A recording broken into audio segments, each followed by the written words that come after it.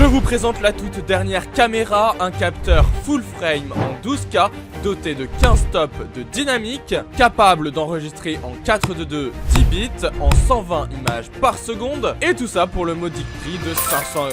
Alors, je suis désolé de vous décevoir, mais cette caméra n'existe pas.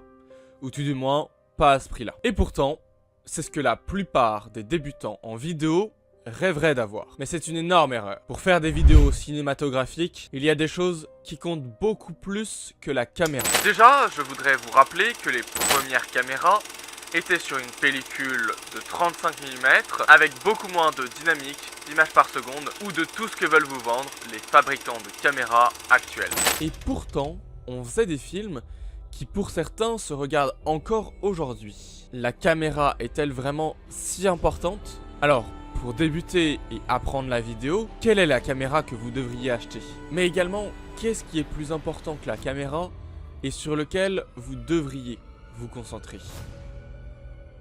Alors, si vous le voulez bien, on va prendre deux exemples. Deux passionnés de cinéma qui rêvent tous les deux de faire des vidéos et des films avec la meilleure qualité d'image possible. Je vous présente Maxime et Mathéo. Maxime est l'unique héritier d'un riche homme d'affaires. Il a fait ses études dans une école privée et au moment de choisir son orientation, il décide de se lancer dans l'audiovisuel. Alors, son père n'est pas vraiment ravi, mais il respecte la décision de son fils. Et pour lui prouver son soutien, il accepte de lui payer la dernière caméra à la mode. En même temps, ils ont utilisé cette caméra pour tourner la plupart des productions Netflix, donc normalement, ça devrait être une bonne caméra. Donc Maxime déballe son nouveau jouet et commence à s'en servir. Mais l'image est toute noire.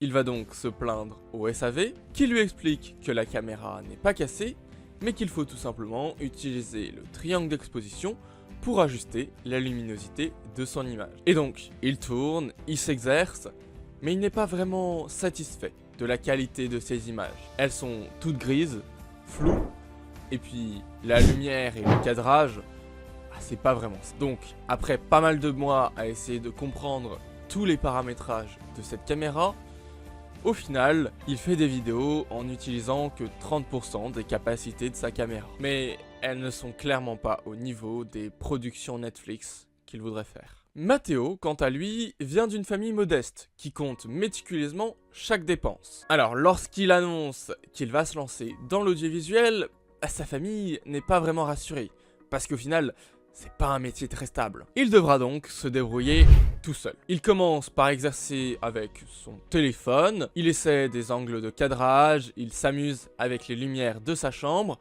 en les éteignant, les allumant, les rapprochant, les éloignant, et tout ça pour voir ce que ça fait à l'image. Puis il commence un petit boulot chez McDo pour pouvoir économiser et s'acheter la caméra entrée de gamme. Et là, il découvre tout un univers. Le triangle d'exposition, les ISO, la vitesse d'obturation, la balance des blancs, les objectifs. Il teste, il apprend, et puis il se rend compte que les lumières de sa chambre, c'était bien pour commencer, mais que s'il avait des vrais projecteurs, il pourrait améliorer encore plus la qualité de ses images. Alors, après avoir économisé plusieurs mois, il s'achète les projecteurs Neoware, parce que c'est les moins chers. Il commence à faire des vidéos de plus en plus qualitatives, et puis les gens commencent à s'intéresser à son travail. Alors, il quitte son job à McDo pour se lancer à temps plein dans le freelance. Bon, à travers ces deux exemples un peu caricaturaux, je l'avoue, je voulais vous montrer qu'avoir une caméra chère, c'était souvent plus un handicap qu'autre chose quand on débute. Puisqu'il y a énormément de paramètres à régler pour pouvoir tirer le plein potentiel de cette caméra et ainsi optimiser le rendu final. Et puis sur les caméras de cinéma, vous trouverez jamais de mode automatique qui peut vous aider au début. Aussi, quand on débute, on est souvent tout seul. Alors que sur des tournages, il y a souvent 2 à 3 assistants caméra pour une seule caméra. Donc gardez bien à l'esprit que la caméra est un levier pour augmenter la qualité de vos images. Mais ce n'est qu'un levier. Et puis, il y en a d'autres, beaucoup plus faciles à actionner. Alors arrêtez de fantasmer sur la dernière caméra qui vient de sortir et concentrez-vous sur la lumière, le cadrage, les objectifs. Renseignez-vous sur la lumière 3 points, la règle des tiers ou encore les mouvements de caméra. Et surtout, ça ne sert à rien de regarder 35 vidéos sur la caméra qu'il faut absolument acheter en 2024. Puisque la seule caméra dont vous avez besoin aujourd'hui, eh ben, c'est celle que vous avez déjà. Alors sortez, allez filmer dès maintenant. Testez, apprenez, recommencez, encore et encore et encore. Puisqu'il n'y a qu'en vous formant et en pratiquant que vous arriverez à faire des vidéos professionnelles. Merci d'avoir suivi cette vidéo. Si le contenu te plaît, n'hésite pas à t'abonner et on se retrouve pour une prochaine vidéo. Salut!